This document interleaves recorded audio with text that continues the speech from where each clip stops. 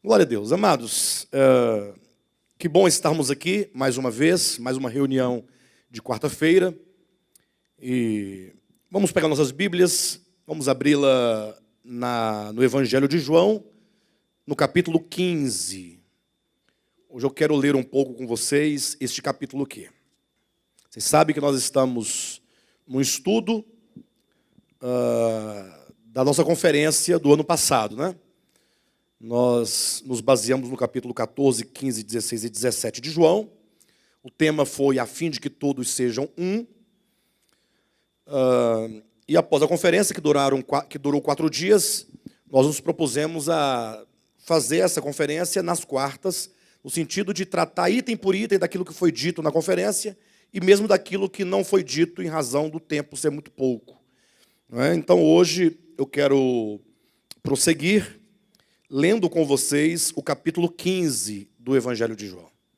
Lendo versículo por versículo e comentando, né, esse capítulo em razão da sua grande importância.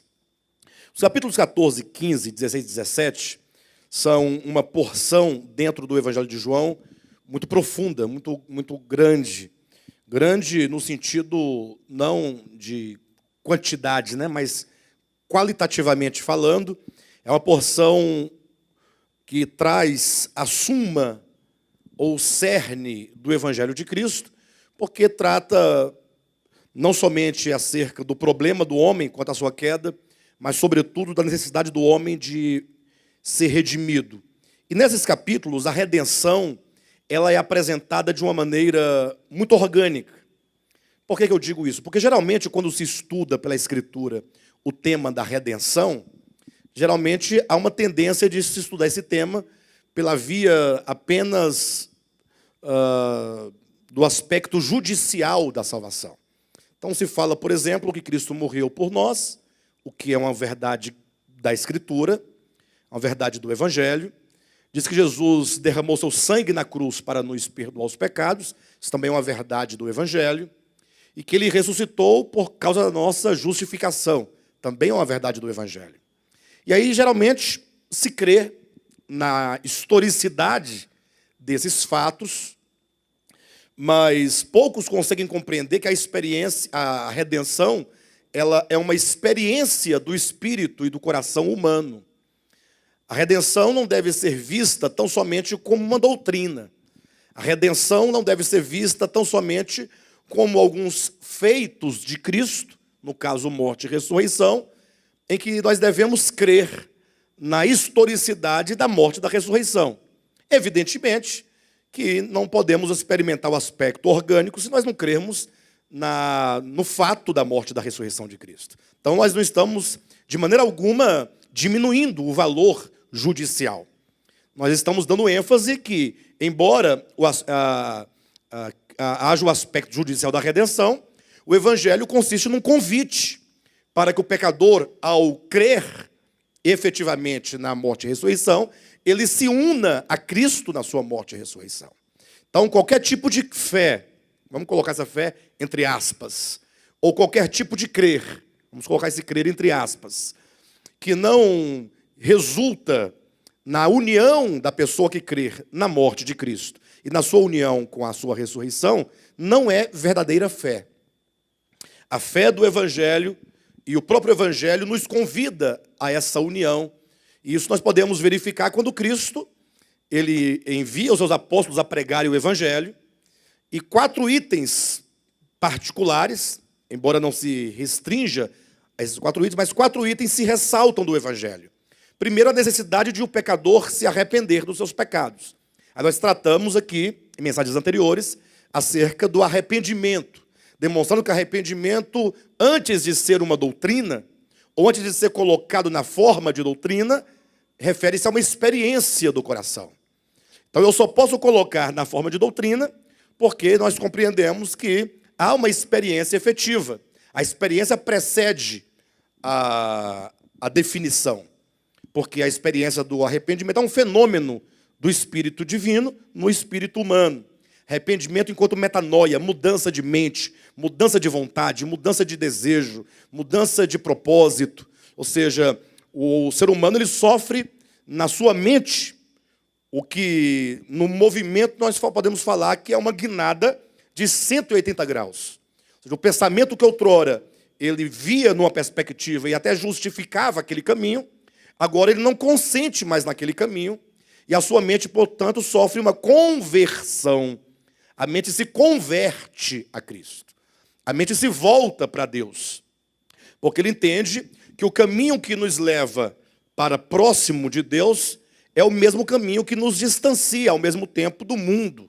Entenda, mundo não enquanto o mundo criado, tão pouco quanto a cultura humana, tão pouco quanto podemos colocar a vida humana sobre a terra, mas entenda mundo enquanto o espírito que se opõe ao Pai. Nós podemos encontrar, por exemplo, em 1 João, capítulo 2, quando João ele declara: não ameis o mundo, e nem as coisas que no mundo há. Cuidado que coisas que no mundo há não significa a roupa que você veste, a comida que você come, a música que você ouve, mas se refere ao espírito do mundo. E qualquer coisa, mesmo as religiosas, que tiverem sendo movidas pelo espírito do mundo, é pecaminoso. Ele diz: não ameis o mundo, nem as coisas que no mundo há. Por quê? Aí ele explica as coisas do mundo: a concupiscência da carne, a concupiscência dos olhos e a soberba da vida. Ele diz que porque quem ama o mundo, o amor do Pai não está nele. Então veja que a oposição que ele faz é o Pai e o mundo. De sorte que é impossível você amar o Pai e ao mesmo tempo amar o mundo. E é impossível você amar o mundo e ao mesmo tempo amar o Pai. Perceba que nós estamos no âmbito do que diz respeito a um sentimento, a um desejo. Portanto, estamos falando de algo orgânico. Então, o fato é que o arrependimento ele gera essas profundas mudanças. Daí nós temos a fé.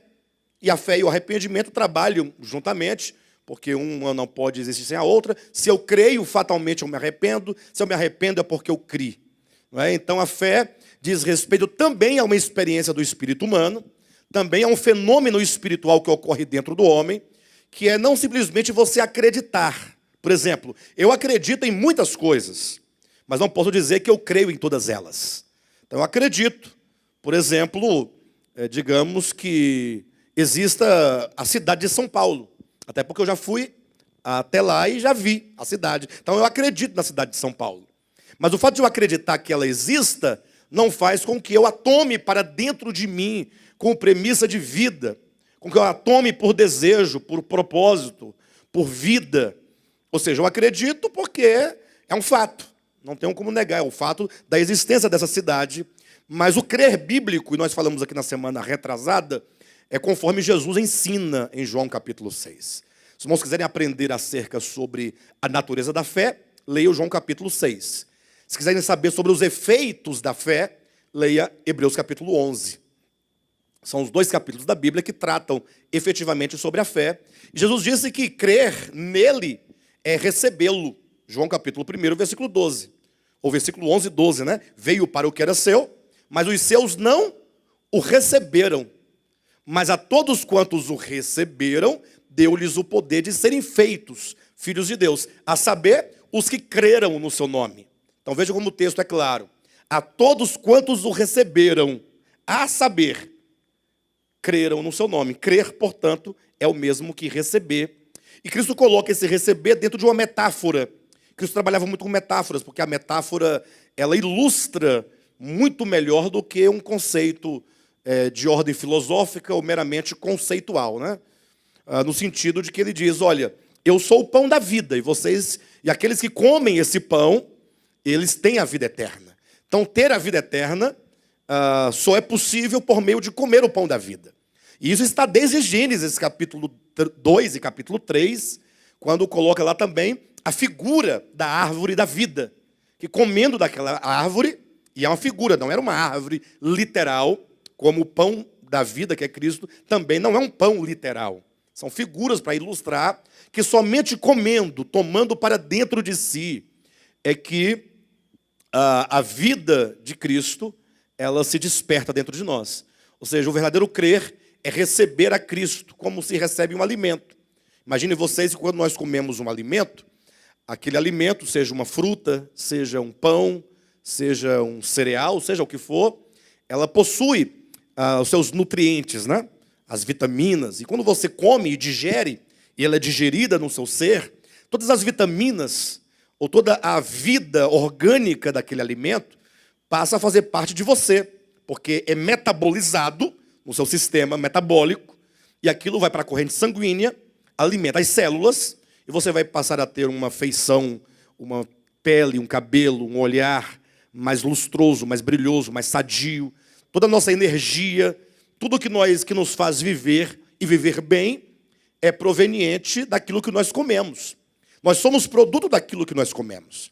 Então, sabendo disso Cristo, ele diz que nós devemos comer a sua carne e beber do seu sangue. Ele já saiu da metáfora do pão para falar dele próprio. Só que isso também escandalizou os judeus e que, por sua vez, não entenderam. Como assim comer a carne de Cristo? Beber o sangue de Cristo? Porque então estamos falando de antropofagia, né? Canibalismo. O que significa isso? Jesus disse, não, vocês continuam sem compreender. E olha que no capítulo 8 de João, salvo engano, no capítulo 8, versículo 43, Jesus disse, por que vocês não compreendem a minha linguagem? Essa pergunta de Cristo ela é muito pertinente, porque muitas vezes nós não entendemos algo, não porque não somos capazes de entender intelectualmente, mas porque há fortalezas dentro do coração. Existem sofismas impregnados no coração. Esses sofismas são trevas que nos cegam diante da coisa mais óbvia possível. Diante da coisa mais simples, aquilo que é tão simples, nós somos impedidos, não intelectualmente, mas é o coração que bloqueia. Então, Jesus diz, vocês não entendem. Quando eu digo comer a minha carne e beber o meu sangue, eu falo no sentido metafórico. Porque se vocês comerem de mim, eu farei parte de vocês. Eu estarei presente dentro de vocês. Eu estarei vivendo dentro de vocês. E pegando a metáfora de carne e sangue, de comida, que é o âmbito físico, imagine vocês que comendo carne e sangue, isso passa a habitar. E não somente habitar, mas, sobretudo, nos afeta diretamente o nosso organismo. Então, Cristo fala, se vocês comerem de mim, então vocês vão se encher de mim. Mas daí alguém poderia dizer, bem, nesse caso, se é preciso comer de Cristo, para que Ele entre em nós, e entrando em nós, ocorre de Ele passar a habitar em nós, significa que Ele já não habitava? Isso aí é certamente uma pergunta que parte de um não saber, de um não conhecer da verdade acerca do próprio Cristo, do próprio Logos. Porque é impossível que o Logos, que é Cristo, não esteja presente em toda a sua criação, em todas as suas criaturas. Uma presença essencial.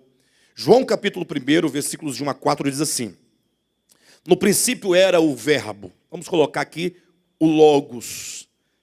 E o Logos estava com Deus. E o Logos era Deus. O versículo 1 apresenta-nos o verbo. Quem ele é, quando, onde ele estava, com quem estava e em que momento ele estava. Ele estava quando? No princípio. No princípio era. Ou seja, o verbo não é criado no princípio, como todas as coisas foram criadas no princípio. Gênesis capítulo 1. Tudo que existe fora criado no princípio. Quanto ao verbo, é dito que ele era. Ou seja, quando tudo começou a ser criado, lá ele já estava. Lá ele já havia. Ele estava ali ao lado do Pai, exatamente para trazer a criação, a sua existência. De modo que em Apocalipse capítulo 3, versículo 14, falando acerca do Logos, ou que seja de Cristo, o próprio Cristo, ele fala, se apresentando a João, no capítulo 3, versículo 14 de Apocalipse, dizendo, assim diz a testemunha fiel, o princípio da criação de Deus. Quando diz o princípio, não somente enquanto ele é a origem da criação, ou seja, tudo tem origem nele, mas sobretudo o princípio, e lá tem a palavra arquê no grego, que significa o cabeça, o maior, o topo da criação, e há também o sentido de ser ele a substância que gera a criação, o germen que gera a criação. De modo que João continua no capítulo 1 do seu evangelho, que no princípio era o Verbo estava com Deus, o Verbo era Deus. Todas as coisas foram feitas por intermédio dele, e sem ele, e a parte dele, nada do que foi feito se fez. Ou seja, nada do que existe, do que foi criado, existe sem que ele seja a essência vital que gerou e que trouxe à existência esse mundo fenomenal, o mundo dos fenômenos, o mundo das aparências. Porque eu digo aparência porque somente Deus é. Não há nada que seja efetivamente senão em Deus. Porque aquilo que não é, mas que parece ser, e é isso que nos engana muitas vezes, é porque você vê com os olhos físicos, você toca com suas mãos, fala, não, mas isso é. Fala, não pode ser, porque isso não era antes de vir à existência, e sem Deus não será eternamente. Tudo o que existe, existe nele. Existe por ele.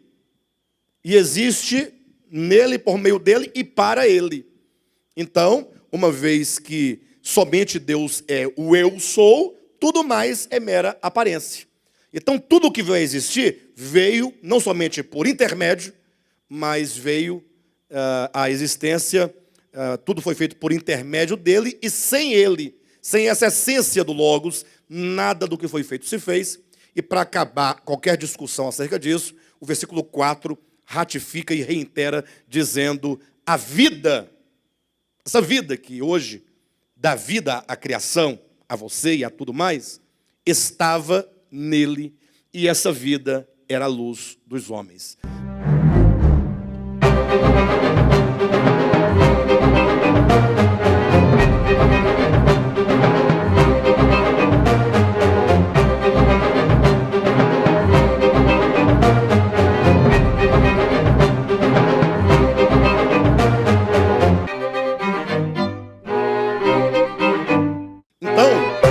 O certo é que não se pode prescindir do entendimento de que Deus, ele está em todas as coisas, em tudo. Tudo está nele. Então, quando diz que quem come da carne e bebe do sangue tem a vida eterna, não é que a vida eterna vai entrar porque não estava. Não é porque o Logos vai entrar porque não estava. Isso é explicado pelo próprio Cristo. Nós vamos ver aqui no capítulo 15 hoje. E também é explicado, sobretudo, no capítulo 6, quando ele trata desse assunto. Versículo 63, quando ele diz, a carne para nada aproveita.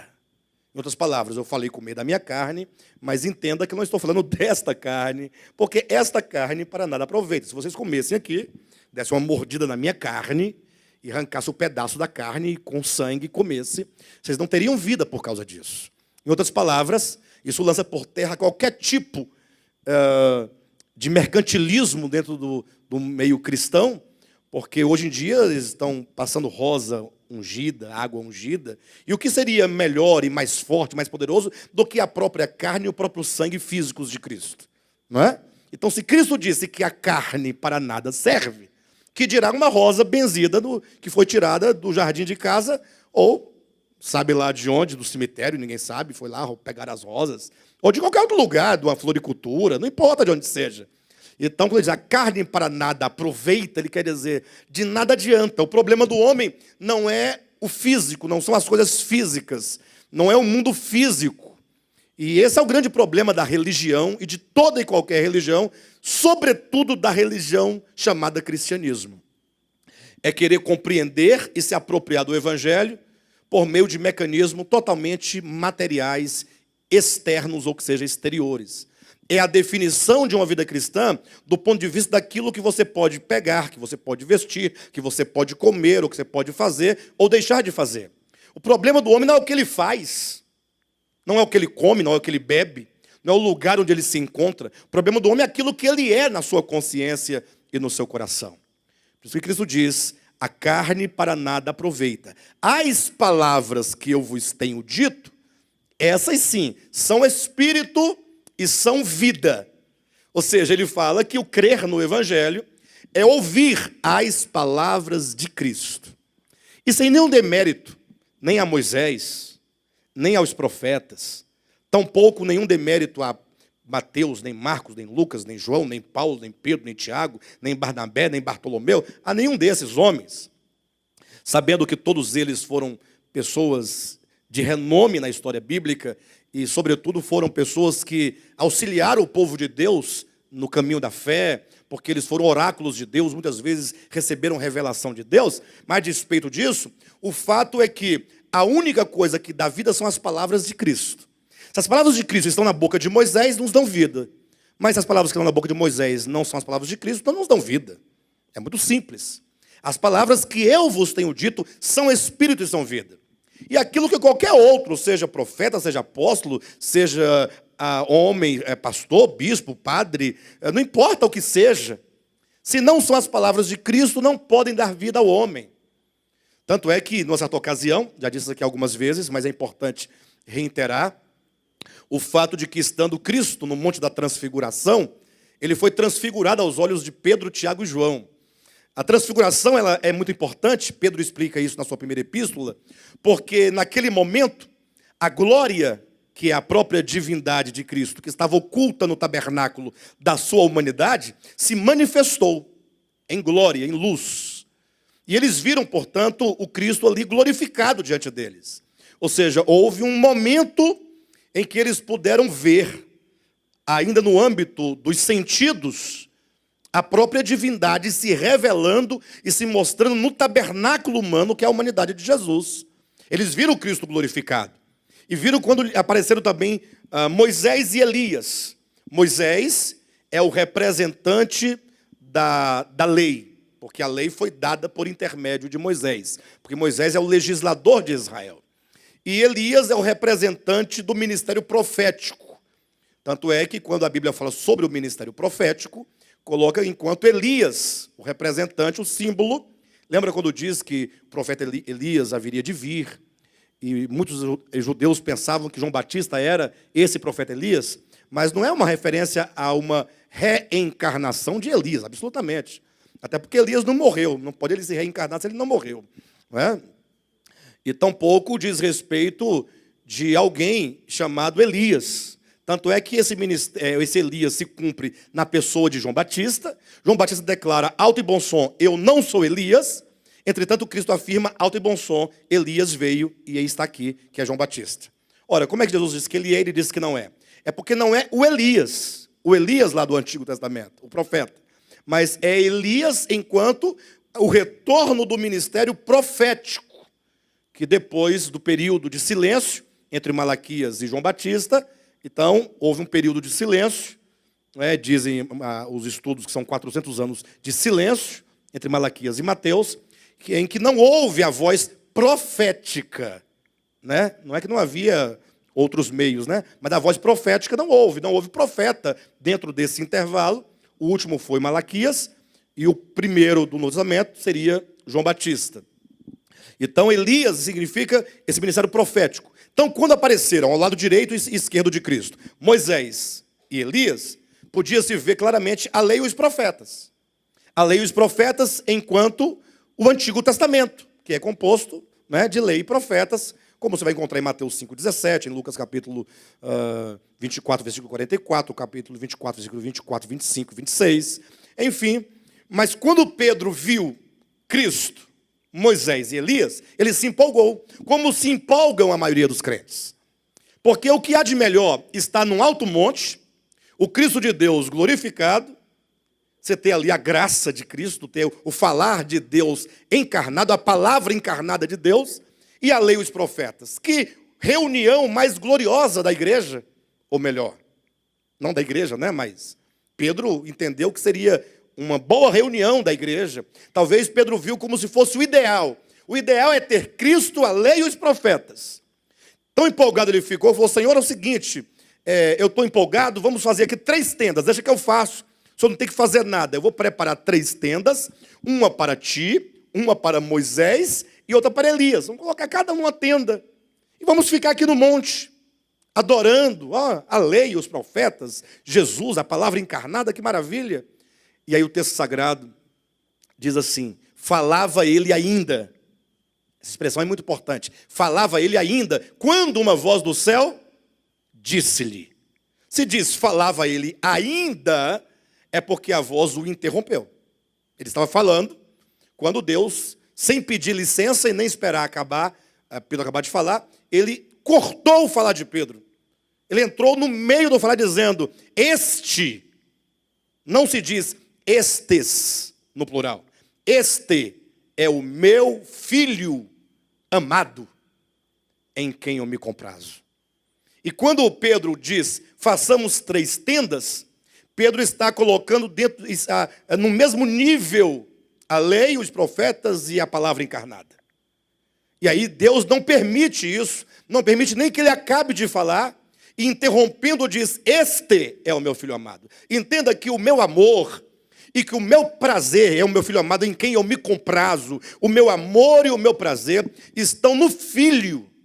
Ah, mas Deus não ama Moisés? Ama Moisés, ama o João, a Maria, o Joaquim, né? Ama todos. E também é certo que Moisés tem o seu galardão, no sentido do fruto do seu trabalho, isso ninguém está negando isso. Mas Deus é muito claro que diz, o meu filho amado não é nem Moisés e nem Elias. Vamos começar daqui. O meu filho amado é é Jesus, o Cristo.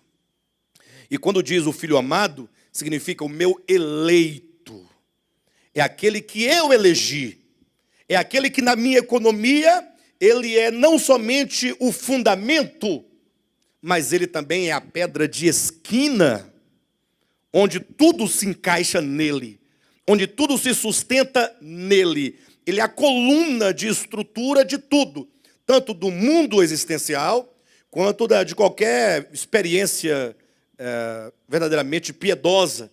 Ele é a verdade que gera essa estrutura, e não somente ele é a base, não somente o fundamento, não somente ele é a pedra de esquina, mas, como diz em Zacarias, ele é a pedra de remate. Ele é o princípio, o meio e o fim, ele é o alfa e o ômega, ele é tudo. Este é o meu filho amado, em quem eu me comprazo. Aí vem, para poder concluir, ele diz, a ele ouvi.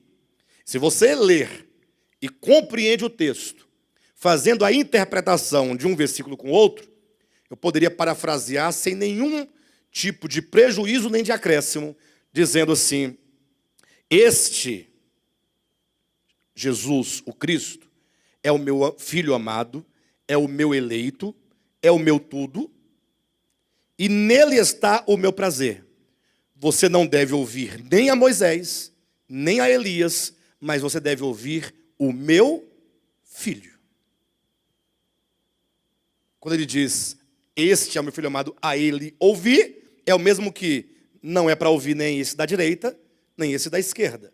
Ainda que ambos tiveram um papel muito importante nesse processo de preparar o caminho para o Messias chegar, mas não se deve ouvir a Moisés e Elias, senão a Cristo, porque Moisés e Elias, a despeito do que eles falaram e do que eles receberam, eles viveram no tempo das sombras, das figuras, e, portanto, eles não tinham a realidade das coisas, razão porque a lei foi dada por intermédio de Moisés, mas a graça e a verdade vieram por meio de Jesus Cristo.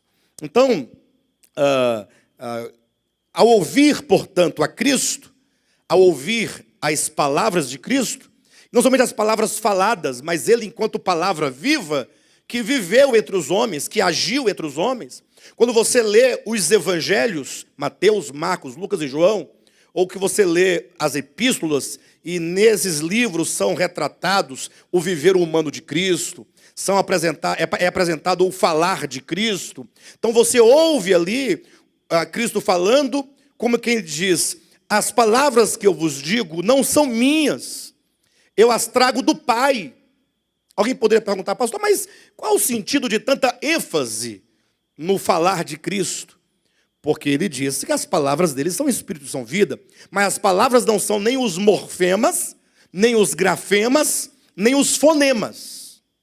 Ou seja, não são as palavras enquanto vento, mas são palavras enquanto sentido, palavras enquanto significado. Porque as palavras de Cristo, os ensinamentos de Cristo ganham um significado cósmico em todo o universo e ganham significado na sua experiência. Quando você começa a comparar o ensinamento de Jesus, o viver de Jesus, com aquilo que é o mundo. O mundo é a antítese do Filho. É o contrário do Filho. O mundo é um espírito anti-Deus. O mundo é um espírito anticristo. Infelizmente se fala tanto de anticristo, tanto é que nos vídeos de internet os mais acessados são os que falam de anticristo, né, de vinda de Cristo. Tudo que é escatologia é mais acessado. Mas dentro da própria escatologia tem seleção. 7 igrejas, por exemplo, da Ásia Menor, ali, capítulo 2 e 3. Apocalipse tem um número muito menor do que quando se trata de anticristo. Então, falou de anticristo, você tem aí, certamente, no mínimo 1 milhão de visualizações, tranquilamente. Né? Tranquilamente. Por quê?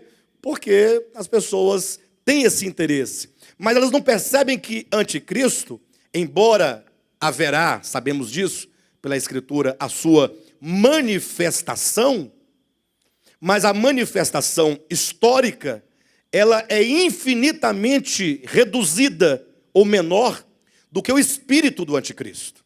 Para vocês entenderem o que eu quero dizer com isso, basta você pensar, por exemplo, em Jesus. Quem é maior, Jesus ou o Cristo? Pergunta estranha, né? Ah, pastor, é a mesma pessoa, é a mesma coisa. Não, mas tecnicamente falando, Jesus é o homem que nasceu de Maria. Quando, antes de o Cristo de Deus se fazer carne, ele não se chamava Jesus, não. Não se chamava Jesus. Ele é Deus. Ele é eterno. E na sua eternidade, não há nome que se possa colocar, nem nome no céu, nem nome na terra, nem nome debaixo da terra que se possa colocar, que o defina. Porque o termo definir é por finis, colocar limites no objeto. Um nome ele denomina, ele põe fim, ele põe fim, ele define o objeto. E Cristo, ele não somente ele está em toda a criação, mas transcende a toda ela e não há nome que se possa dar para que possa defini-lo, porque ele é indefinível pela sua natureza. Mas o verbo, que é Deus, ele se faz carne. Ao se fazer carne, se faz homem. Ele se limita no tempo e no espaço. Ao se limitar no tempo e no espaço, o próprio livro de Hebreus, e tanto também Salmos, diz, ele se faz menor que os anjos. Portanto, Jesus, embora seja o Cristo encarnado, enquanto no tempo e no espaço, refiro-me ao Cristo histórico, ele é menor do que o Cristo, fora desses limites da encarnação do tempo e do espaço. De sorte que o Cristo de Deus, ele sempre agiu na humanidade, toda a vida. Não há salvação sem Cristo. E, portanto, se você disser que o Evangelho se define e se resume ou se reduz ao Cristo histórico, você nega a salvação a toda a história antes dele, porque ele não estava aqui. Como é que os homens podiam ser salvos antes da encarnação do Verbo? Por meio de Cristo, mas como? Se não tinha o Cristo histórico, não tinha morrido na cruz, historicamente falando, não havia pregação do Evangelho histórico, mas a salvação não depende do histórico. O histórico está para o homem, que está preso na história. Lembre-se que o Cordeiro de Deus, que tira o pecado do mundo, foi morto antes da fundação do mundo. Ou seja, ele está fora da história. A sua morte, portanto, já tem efeitos antes de começar a história humana. Então não se pode presumir que o Cristo de Deus só exista, só trabalhe, só salve a partir da sua encarnação. Não. Ele está agindo na humanidade inteira, nos 2 hemisférios, tá? Tanto no hemisfério ocidental, quanto no hemisfério oriental, ou do leste e do oeste. Ambos os hemisférios, leste e oeste, em todos os tempos, desde o primeiro homem, né, nos lugares mais remotos, mais distantes, nas tribos ágrafas, no sentido que não tem uma linguagem escrita, portanto, não tem acesso a nenhuma informação escrita acerca nem de Moisés, nem dos profetas, nem do Cristo de Deus, mas o Espírito de Deus já está agindo nos corações, nas consciências, embora ele o faça de maneira ainda rudimentar, em razão da própria capacidade de compreensão, de entendimento de todas as pessoas, mas ele está agindo. A salvação procede dele. Agora, o que eu quero discutir com vocês hoje, portanto, é apresentando que uma vez, quando o Evangelho chega, seja por meio do Espírito de Cristo, ou seja, por meio do Evangelho historicamente pregado, deve-se pensar no aspecto orgânico desse Evangelho, que se resume, ou melhor, se estrutura entre arrependimento, fé, arrependimento, fé, união na morte e ressurreição de Cristo, que é batismo, e no consequente novo nascimento. Mas como olhar para esses aspectos orgânicos, se o olhar está sempre voltado para o aspecto físico e literal? No caso do anticristo, que eu estou falando, se espera que ele apareça. É verdade que ele vai aparecer. Mas assim como Cristo, que tem o seu espírito agindo em toda a história, e que no tempo se manifestou, se ele se manifestou é porque ele estava presente. Vocês entendem ou não? Digamos que eu falo assim, olha, quem concorda com o que eu estou dizendo, quem não concorda com o que eu estou dizendo, que se manifeste. É possível que alguém que não esteja aqui se manifeste? Não é possível. Então, assim como o Cristo de Deus, o Espírito de Cristo sempre agiu na história, mas houve um momento em que ele se manifestou no tempo e no espaço, portanto, limitado ao tempo e ao espaço, possível datar a aparição e manifestação dele. Semelhantemente, o espírito do anticristo também está agindo desde sempre. O espírito do anticristo, que é o espírito do mundo, ele existe desde a queda de Lúcifer. Ele nasceu no coração de Lúcifer. Não é Lúcifer enquanto criatura. Enquanto criatura, Lúcifer é um querubim. Mas é a consciência gerada ante-Deus, ante-Cristo, que faz oposição frontal a Deus. Ora, mas eu pergunto, quem é que pode fazer oposição frontal a Deus? Primeiro que eu não tenho como encontrá-lo. E esse é um dos argumentos dos ateus, né? Eu nunca encontrei, nunca vi, portanto ele não existe. Não é? Mas isso é uma grande tolice, porque fatalmente você não vai encontrá-lo. Porque olho algum jamais viu, nem é capaz de ver. Seria mais ou menos uma bactéria querendo enxergar o planeta Terra de fora, olhando de fora para dentro e ver tudo. É impossível acontecer isso. Ou melhor, uma bactéria no planeta Terra enxergar o planeta Terra. O que ela pode ver, ou que se é que pode ver alguma coisa, ou a bactéria pode ver alguma coisa, não é? Até pelo seu próprio tamanho, enfim, ela nunca vai conseguir ver. Para a bactéria, para uma ameba, por exemplo, o planeta Terra nunca vai existir para ela. E se ela colocar na cabecinha dela, da amebinha, né, que vai encontrar o planeta Terra um dia, e se ela encontrar, ela vai crer, e se ela não encontrar, ela não vai crer, coitada, vai morrer ateu. Ou a Terra, né? Ela não crê na Terra, né? Não vai morrer a Terra. Entenderam a Terra? Foi só para combinar com a ideia que ateu, né? Ateos, Deus, né? Não Deus. A Terra, a Geia. Pronto, ficou melhor, né? Vai morrer a Geia. Enfim, o homem não pode ver a Deus. Deus não é um ser pessoal do seu tamanho que se pode colocar na sua frente. Se todo o universo, ou que sejam os multiversos, as bilhões e bilhões de galáxias existentes, que o homem tem conhecimento, ou presume conhecer, existe nele, como é que eu posso vê-lo algum dia? Paulo tinha razão quando falou em 1 Timóteo 6,16, que olho algum jamais viu, nem é capaz de vê-lo. E se na Escritura diz que alguém o viu, o falou numa linguagem antropomórfica e se referiu a uma teofania, mais nada. Uma visão, seja em sonho, seja num êxtase, num arrebatamento, mas ver como eu estou vendo aqui esse microfone? Jamais. Impossível. Não tem como apreender isso.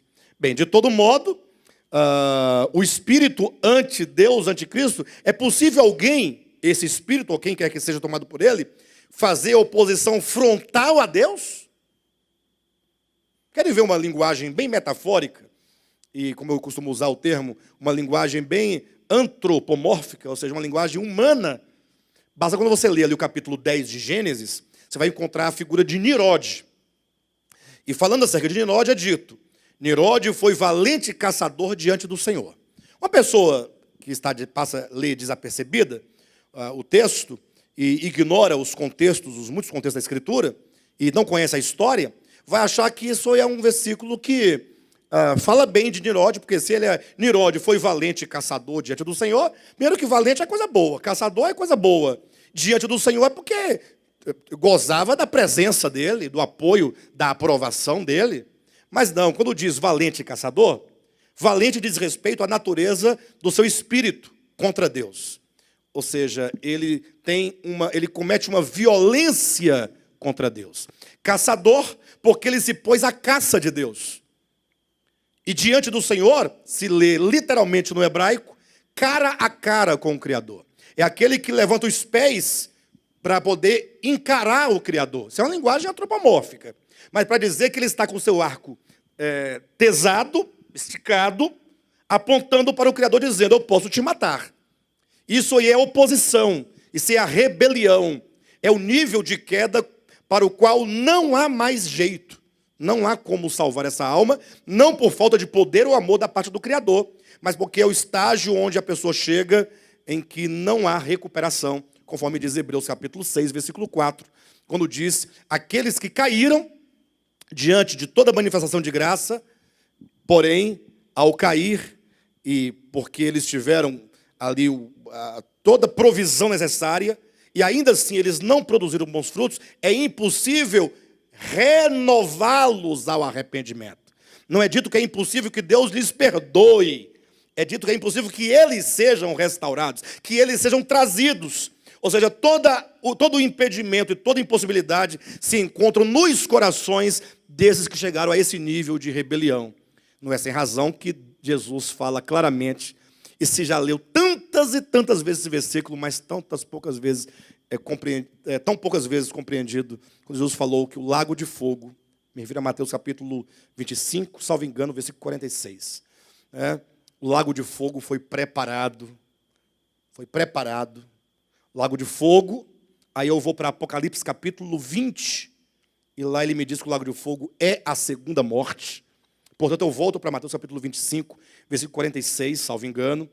O lago de fogo, portanto, a segunda morte, ela é para o diabo e seus anjos. Então, não é para nenhuma outra criatura. E nenhuma criatura que não seja o diabo e seus anjos vão para lá. Só vai para o lago de fogo o diabo e seus anjos. Pastor, não, aí você está pisando na bola, pastor. Até que a gente faz uma força para entender o senhor, para concordar contigo, mas tem hora que não dá mais, porque eu já li na Bíblia, e você mesmo disse recentemente que há homens que vão para o lago de fogo. Sim, mas esses que vão são o diabo e os seus anjos, os seus ângelos, os seus mensageiros. São aqueles que são do mesmo espírito e da mesma missão e da mesma obra que o diabo. Ou seja, existe uma ação em todo o universo para conduzir qualquer criatura para longe. E essa ação diabólica fez com que o homem caísse. Fez com que o homem se afastasse de Deus. Mas esse homem caído e esse homem afastado, ele está na sua brutalidade e ignorância. Ele se fez bruto. Ele se fez ignorante. Ele se fez cego. Ele está numa ilusão. Ele está impedido na sua credulidade de crer. O problema é que nós julgamos as pessoas com muita superficialidade.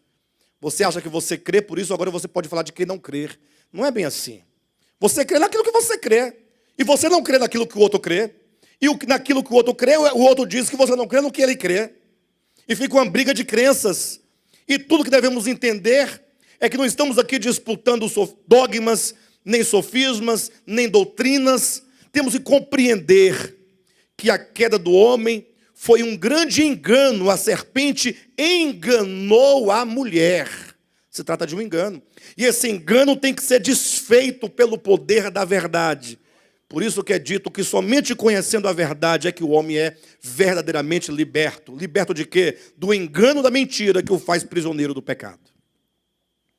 De sorte, então, que nós temos que compreender. E o capítulo 15 de João, por ele usar metáfora, ele vai falar acerca do homem em relação a Deus, desse afastamento e da necessidade do homem estar e permanecer em Deus. Quando ele usa as figuras, nós podemos entender um pouco mais acerca do que é de fato a queda do homem. E lendo nós vamos entender. Eu quero convidar vocês a lerem comigo Só antes de nós lermos aqui, fazer uma menção ao capítulo 14 de João, que aqui diz acerca da casa do Pai. Versículos 1, 2 e 3, Jesus fala sobre a casa do Pai. Né? Em seguida ele diz que ele iria retornar ao Pai. Ele diz então que esse retorno ao Pai era para preparar um lugar no Pai para aqueles que crescem nele. Então nós temos 3 itens importantes. A casa do Pai. Pastor, onde será? A casa do Pai é o céu? Amanhã alguém me manda um WhatsApp perguntando, pastor, a casa do Pai é o 7º céu? Outro vai dizer, não é o 3º céu. A casa do Pai é a Nova Jerusalém, aquela cidade de ouro. Gente, vamos começar por aqui. A casa do Pai. Vamos chamar uma testemunha. Não é bem uma testemunha, mas vamos chamar alguém que teve um lapso de revelação. E ele está na Escritura. Nós temos o relato da oração de Salomão, no livro dos Reis, no livro das Crônicas também. Que quando no momento que ele vai dedicar o templo ao Senhor, Salomão construiu o templo, não foi? Em Jerusalém? E não foi dito para Moisés que esse templo seria a casa de Deus? Foi Deus que foi lá, está lá em Êxodo 25:8. A casa de Deus. Salomão fez direitinho, tudo conforme mandava a planta de ouro, os utensílios, tudo certinho. Mas quando ele foi dedicar esse templo a Deus, oferecer esse templo a Deus, na sua oração, por um momento, um flash de revelação, talvez depois nem tenha se lembrado que ele tenha dito aquilo, porque só foi registrado posteriormente, ou se diz, talvez também não entendeu, também não deu muita atenção, porque não podia compreender aquilo, mas ele diz assim, Senhor, como posso eu construir para ti uma casa, se nem os céus, e nem o céu dos céus, te podem conter? Salomão teve ciência, embora no momento, não sei, também não posso falar, mas me parece que ele teve um momento de iluminação. Ele entendeu, não existe casa do Pai, os multiversos não podem ser a casa do Pai, no sentido como você pensa na sua casa. Não pode ser. Por quê? Porque ele não caberia dentro dessa casa. Porque ele transcende todas as coisas. É você querer colocar, por exemplo, um ser humano para morar dentro de uma casa de cupim. E olha aqui, eu estou usando uma linguagem humana ainda, talvez seria possível. Uma pessoa pequena, de 1,50 m, magro, e que faz aquelas contorções de trabalho em circo, quem sabe colocaria na casa de cupim.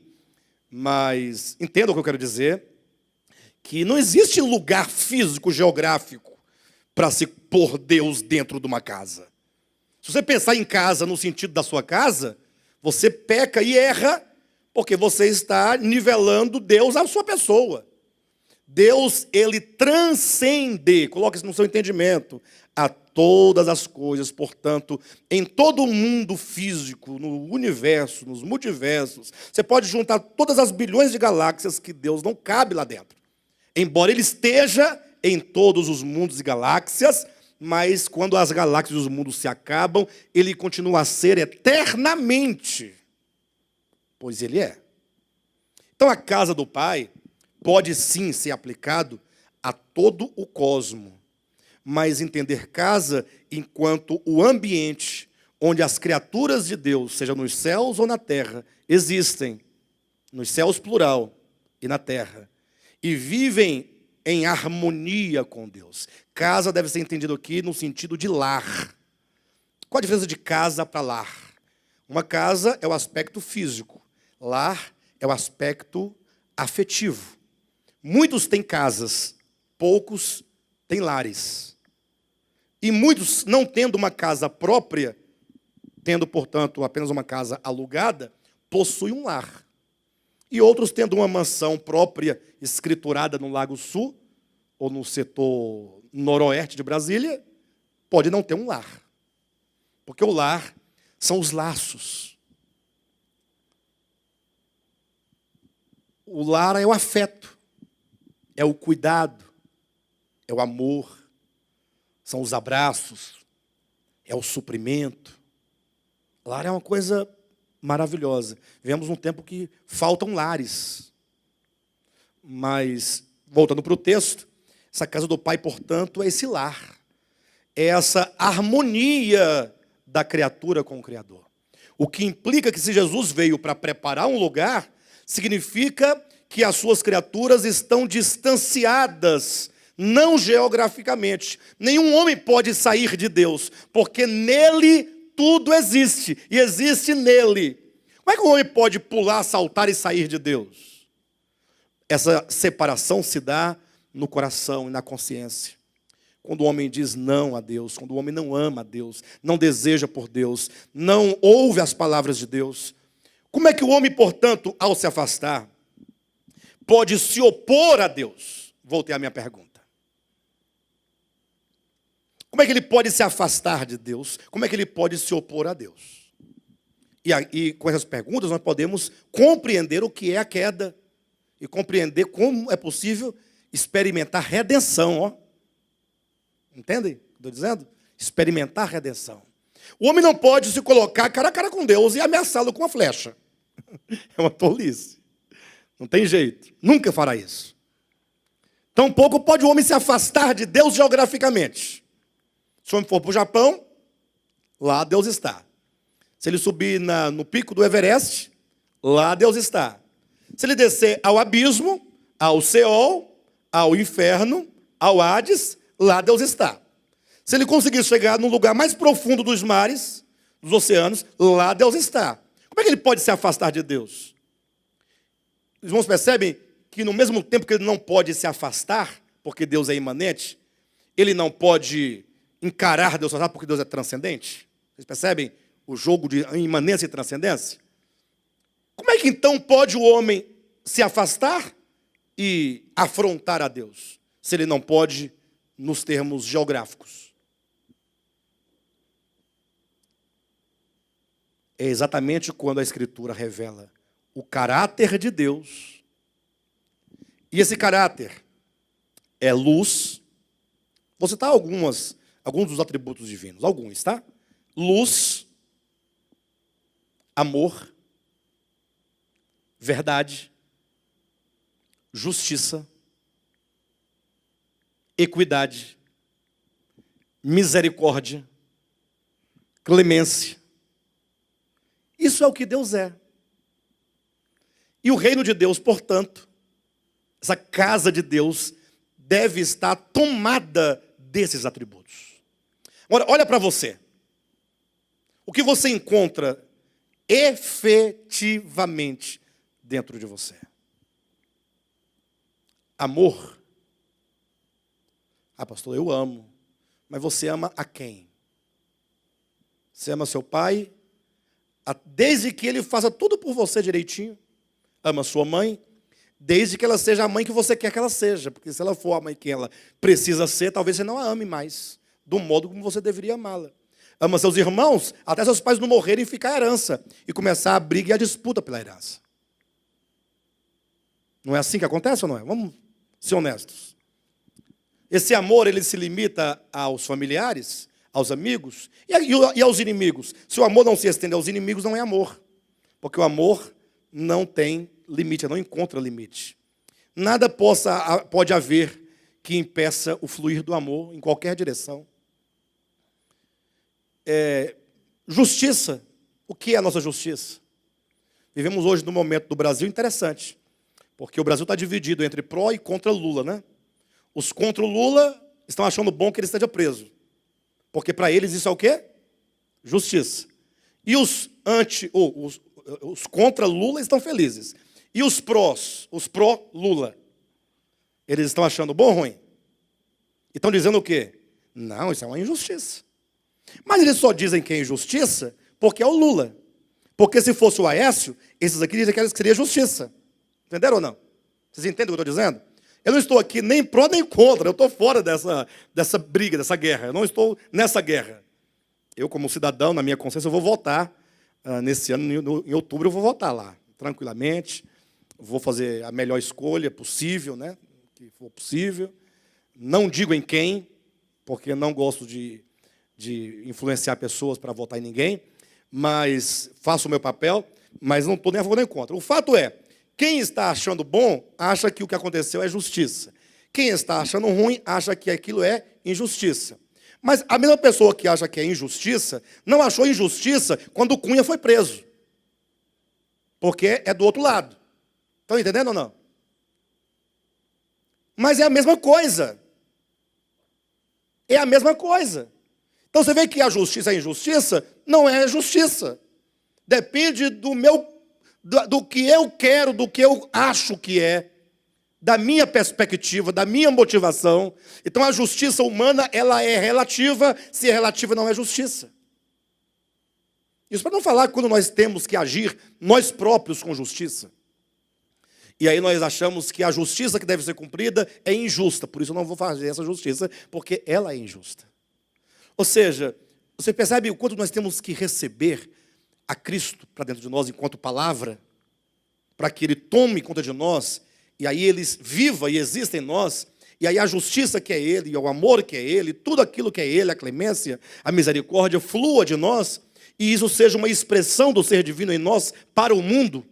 E aí o mundo saberá que nós somos discípulos dele, e que de fato nós somos luz, paz, alegria. O reino de Deus é tudo isso. Como se opor a Deus, se não se opor às suas palavras?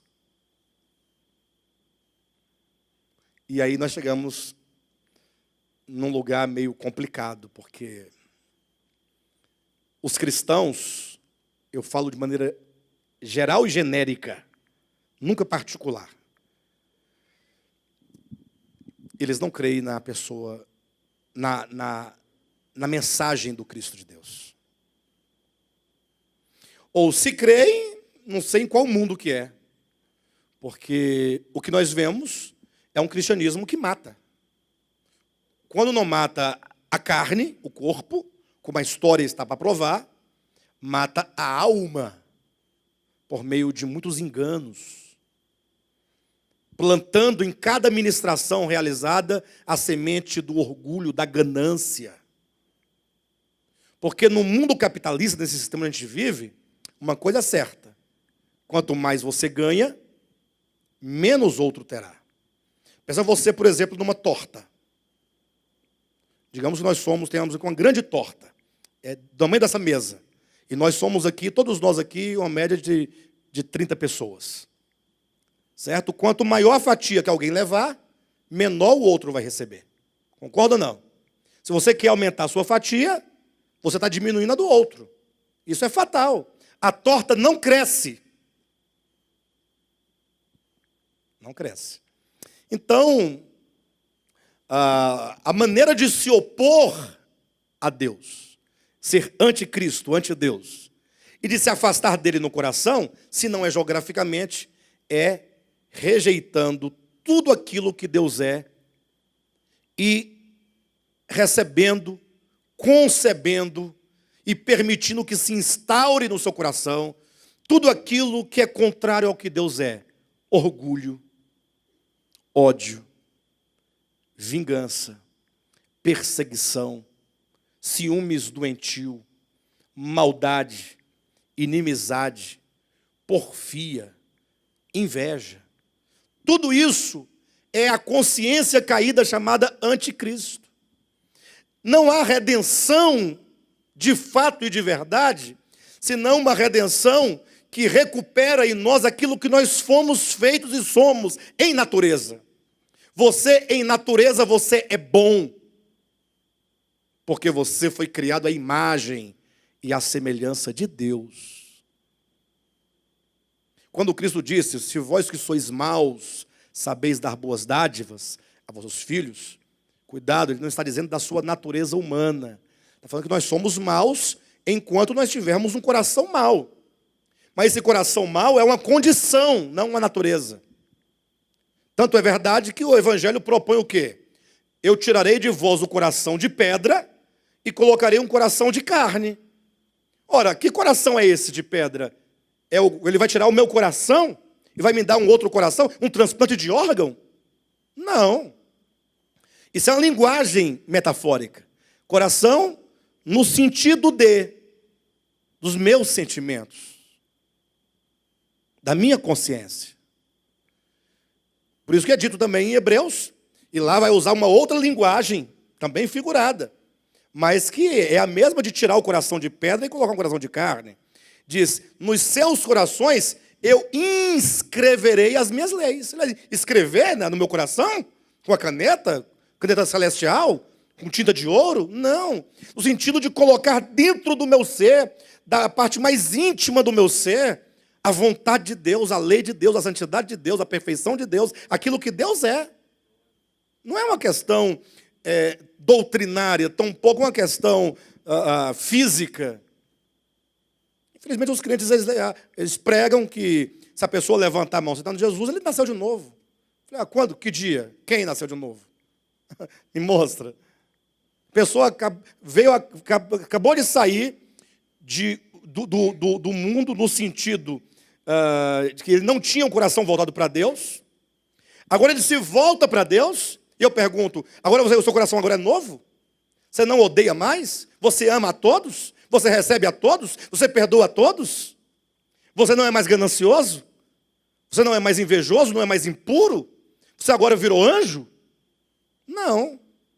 A pessoa agora que ela começa a palmilhar o caminho de volta para a casa do Pai. E esse caminho, como diz o próprio Jesus, é um caminho estreito. Deixa eu ler com os irmãos o capítulo 15 de João, que eu me propus a isso. E se eu continuar falando, eu não vou ler nada daqui. Mas a gente vai lendo, vamos recuperando os pensamentos que foram ditos. Capítulo 15, versículo 1. Começa com a figura da videira, né? Eu sou a videira verdadeira, e meu pai é o agricultor. Todo ramo que, estando em mim, não der fruto, ele o corta. E todo o que dá fruto, limpa, para que produza mais fruto ainda. Vós já estáis limpos pela palavra que vos tenho falado. Permanecei em mim, e eu permanecerei em vós. Como não pode o ramo produzir fruto de si mesmo, se não permanecer na videira, assim nem vós podeis dar, se não permanecerdes em mim. Eu sou a videira, vós os ramos. Quem permanece em mim e eu nele, esse dá muito fruto, porque sem mim nada podeis fazer. Então veja, a videira é o próprio Cristo. É uma figura, tá, amados? Uma figura. Os ramos procedem de onde? De onde procedem os ramos de uma videira? Pense a figura. Se ele falou, eu sou a videira verdadeira, vamos pensar numa videira, depois a gente volta para entender fora da figura. De onde brotam os ramos da videira? De onde vêm os ramos da videira? Eles não brotam da própria videira? Poderíamos dizer que os ramos é a extensão da videira? São os braços da videira? Portanto, se ele diz, vós sois os ramos, então nós procedemos dele. E não se pode falar que os ramos não são videira. Lógico, eu não posso falar que o ramo é a videira. Não. Eu posso cortar um ramo, ele secar, perecer, e a videira continua sendo a videira. Agora, eu posso dizer que o ramo não é videira? Ele é qualquer outra coisa menos videira? Não, ele é videira. Só que ele é videira porque procede da videira, porque existiu da videira, ele saiu da videira, e será videira enquanto estiver e permanecer na videira. Porque se eu cortar o ramo não será a videira, mas será um ramo cortado que vai perecer e vai deixar de existir. E a videira continuará a ser videira. Então, nós temos aqui a verdade de que nós procedemos de Deus, nós nascemos de Deus.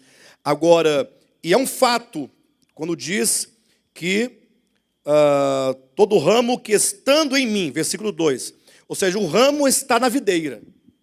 É um fato. O fato de você estar, porque não é possível que você não esteja, do contrário, não existiria mais. A pergunta é, estando você na videira, você está dando fruto? Que fruto é esse, queridos? Que fruto é esse? A videira tem uma finalidade. Ela tem os seus ramos, para que os ramos floresçam e deem frutos. E esse fruto é para servir de alimento, é para ser comido, é para ser colhido e servir de alimento. Eu falava aqui num outro estudo, não sei se foi de quarta ou foi de sexta-feira, de querigma, mas eu falava que os frutos, um ramo, ele sofre muito, no sentido de que depois de tanto sofrimento para chegar na sua frutificação, e o fruto amadurecer, aquele fruto mais lindo, e agora virão mãos para colher, arrancar quem vai comer fala que vai colher o fruto, mas para a planta, para o ramo que está sendo tirado aquele fruto, aquele está sendo arrancado dele.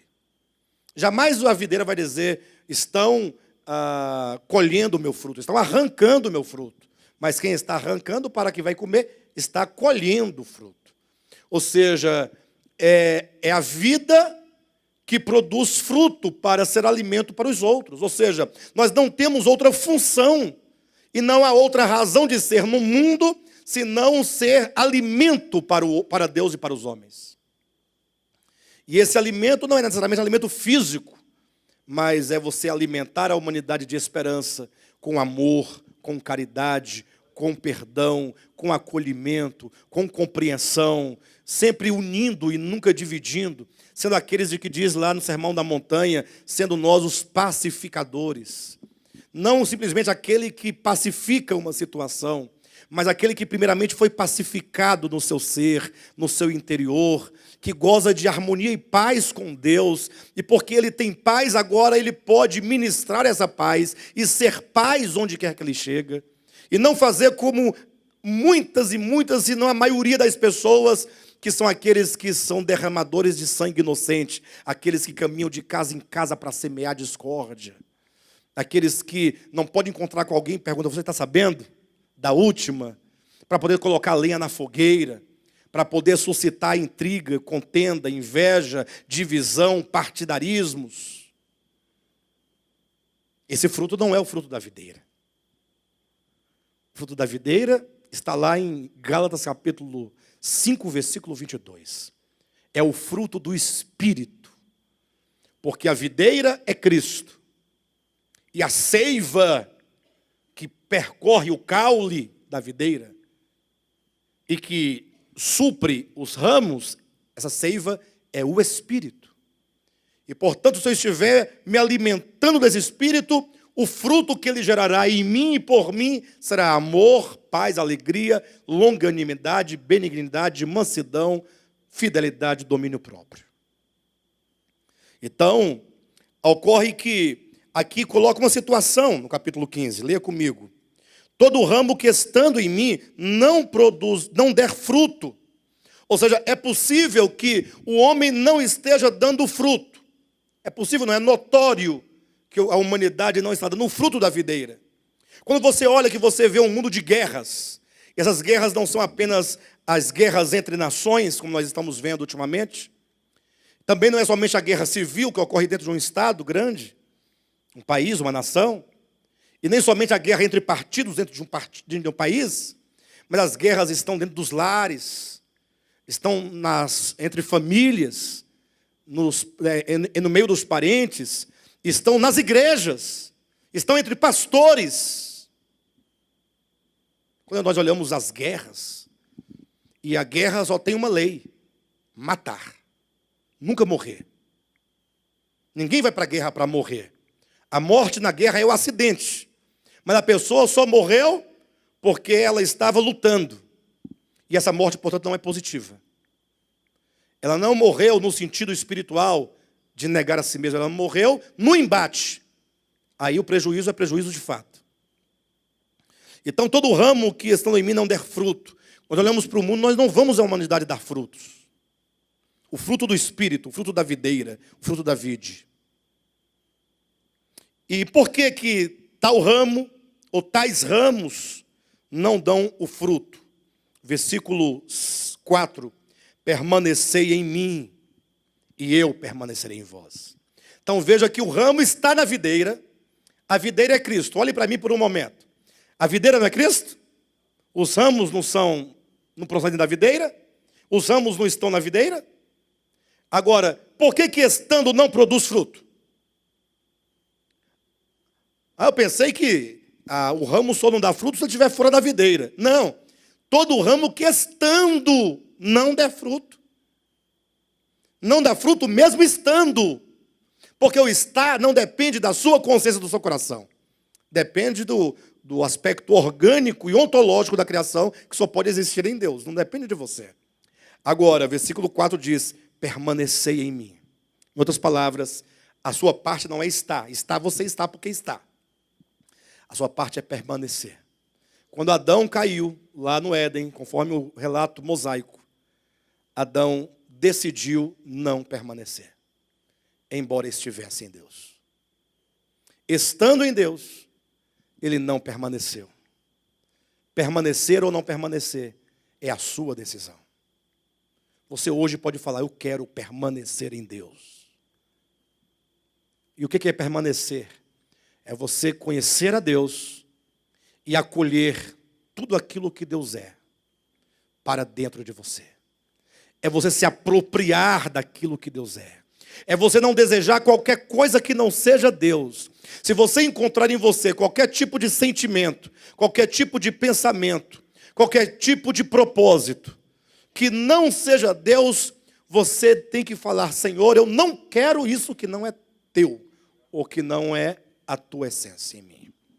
E aí você tem motivos e motivos e motivos para buscar a Deus, para orar a Deus, para se imergir em Deus.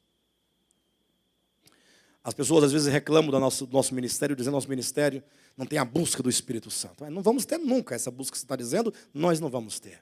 Porque essa busca é apenas um artifício meramente psicológico para darem às pessoas a impressão de que elas receberam alguma coisa, mas não receberam nada. É só o seu sentimento e a sua sensibilidade aflorada. É um transe mental, mais nada. Que hora você sabe o que está fazendo, hora você não sabe o que está fazendo. Ora você está caindo e mostrando a sua nudez, está se enrolando no chão, ou num monte, enchendo o cabelo de carrapicho e suas vestes de poeira e sujeira. Mais nada. Porque o que nós falamos aqui, enchei-vos do Espírito Santo, que é uma ordem, inclusive, é uma ordem. Paulo diz, não vos embriagueis com vinho, no qual há dissolução, mas enchei-vos do Espírito. E quando ele fala, não vos embriagueis com vinho, ele não está falando de vinho da uva. Absolutamente. Ele está falando de embriagar-se, de vinho ou do Espírito.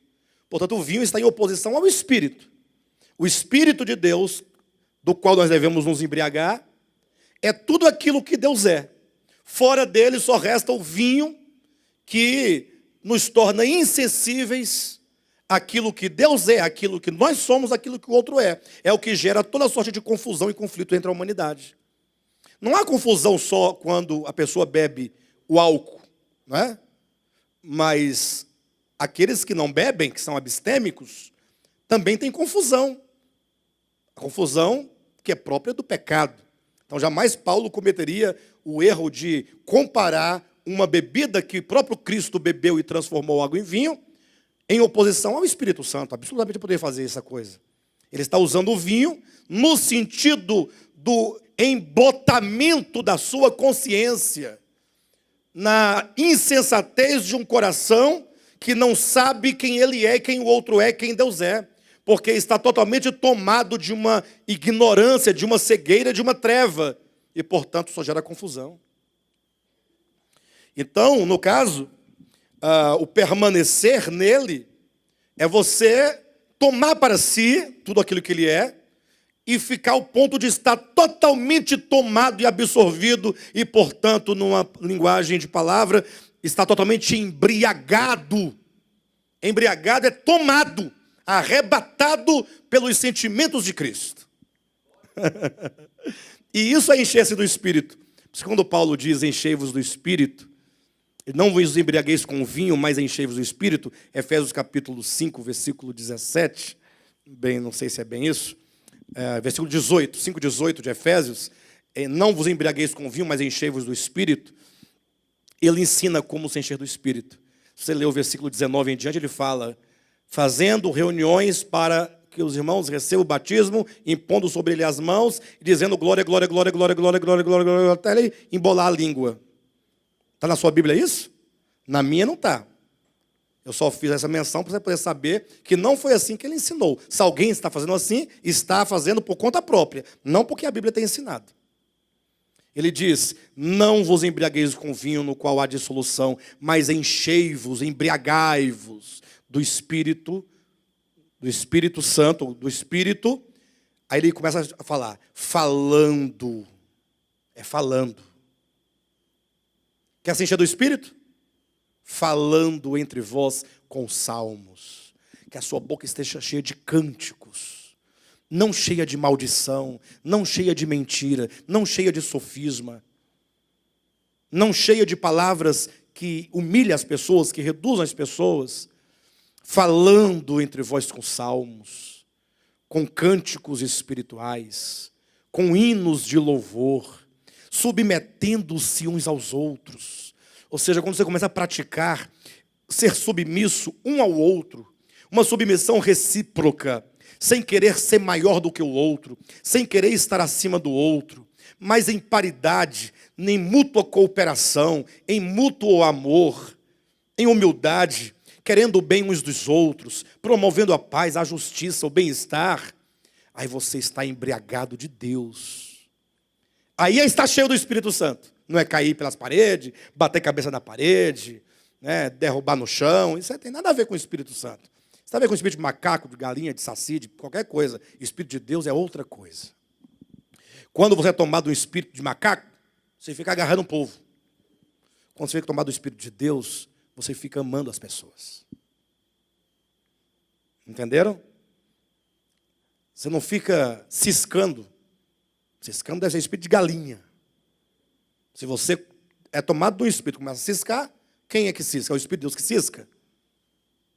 Não. Então, esse Espírito, eu só posso interpretar como espírito de galinha que cisca. O Espírito de Deus é amor, paz, alegria, longanimidade, benignidade, mansidão. Por isso que um dia desse, eu me deparei com uma situação e tinha uma pessoa cometendo algumas coisas meio estranhas, diferentes, a meu respeito.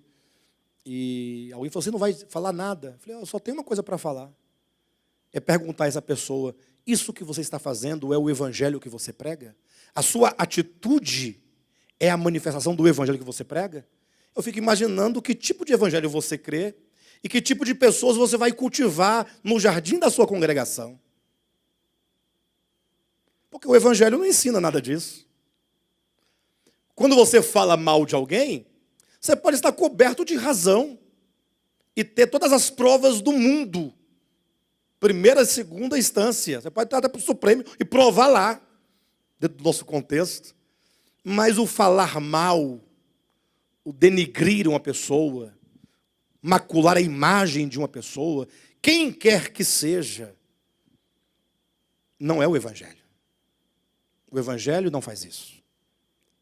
Então, não permanecer na videira é você assumir e tomar a atitude de cultivar tudo aquilo que não é Deus.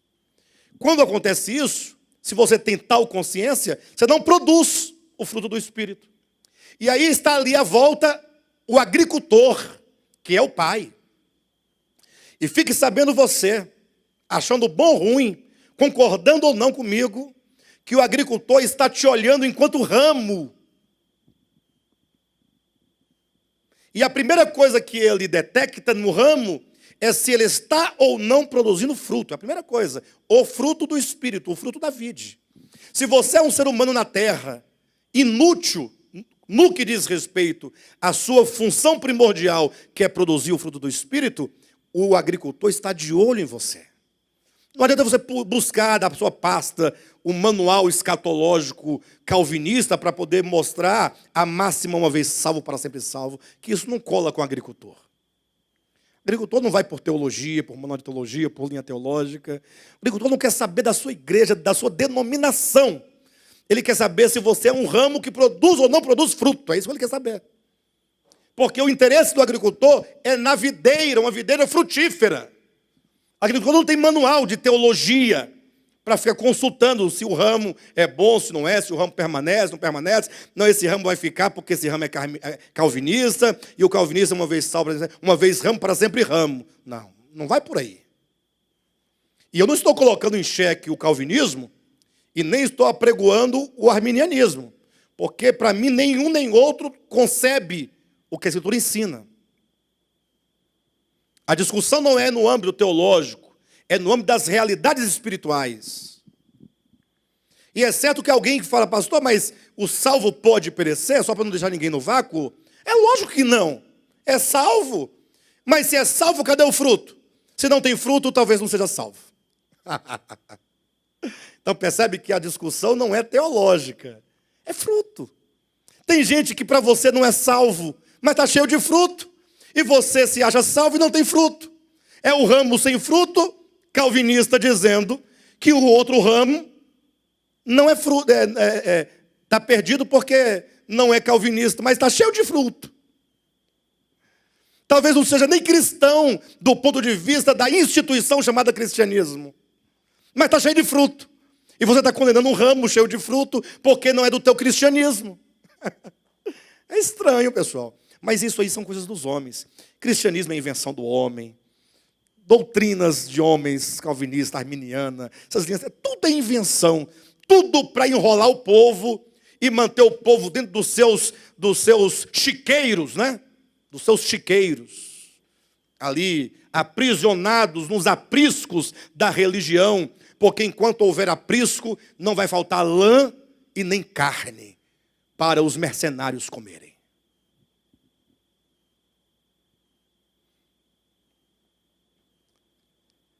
Então, o agricultor está olhando para o ramo, ele quer saber do ramo. Ele não quer saber se você é crente, ele quer saber se você é um ramo que tem fruto ou não tem fruto. Não quer saber sua ideologia, seu país, sua nacionalidade, sua cor, sua religião. Se você nasceu antes de Cristo, depois de Cristo, se você nasceu do outro lado do mundo, nasceu no hemisfério certo, entre aspas. Não, ele quer saber fruto. O agricultor lida diretamente com os ramos e a vide. Ele tem a expectativa de que você produza fruto. Então, a primeira coisa, ele procura saber se o ramo só tem folha, aparência, e não tem fruto. Ele busca o fruto. E se não tem fruto, a razão é porque esse ramo, estando, não permanece. É problema no coração e na consciência.